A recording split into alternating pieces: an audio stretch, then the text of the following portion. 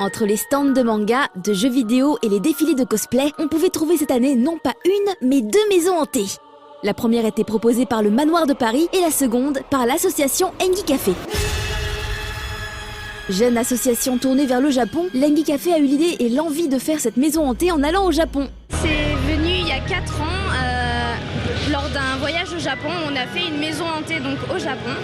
Et en fait on a trouvé l'idée tellement géniale qu'on s'est dit que ça serait sympa de le faire découvrir aux fans du Japon français. Le thème de cette année, les yokai, ces monstres issus du folklore japonais. Les yokai font partie intégrante de la culture japonaise, on s'en rend peut-être pas forcément compte, mais par exemple dans beaucoup d'animés, Pokémon, Naruto, vraiment on a énormément de références à cette pop culture, donc c'est vrai qu'on a décidé de présenter les yokai pour ça, pour montrer que c'était quelque chose de vraiment intégré dans la culture japonaise. La maison fait son effet, le parcours est empreint d'une ambiance malsaine et fait souvent sursauter. Cependant, il faudra attendre 2 ans avant que l'association renouvelle l'expérience. Cette année, ça va être notre dernière année à la Japan Expo, mais on espère revenir, on va dire, dans 1 ou 2 ans, peut-être avec une nouvelle maison hantée et avec un nouveau concept. Le Manoir de Paris propose une expérience tout à fait différente. Ici, pas de monstres japonais, on est dans l'horreur européenne. De plus, ce n'est pas un stand d'amateurs, mais de professionnels.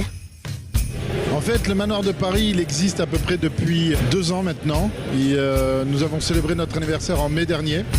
Le Manoir de Paris plonge le visiteur donc dans une ambiance très sombre et dérangeante et attire de plus en plus de monde. Les visiteurs, c'est en évolution constante.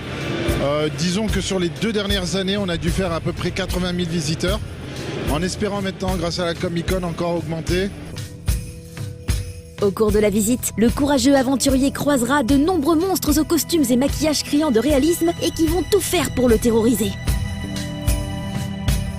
Bien entendu, ce qui est proposé ici était bien plus court que ce qu'il propose dans le Manoir de Paris, qui est installé depuis 2 ans dans le 10e arrondissement. Malgré tout, il y a de quoi se faire peur avec un parcours qui se termine dans les mains d'un médecin fou et de ces créatures issues de ses expériences. On veut offrir aussi une chance aux clients qui ne nous connaissent pas de tester un mini manoir, on va dire. Vous allez rentrer dans un laboratoire, vous allez voir le docteur, toutes ces expériences. 2 maisons hantées, 2 parcours à pied, 2 ambiances, 2 mondes différents, mais un seul but, faire peur et faire découvrir des choses.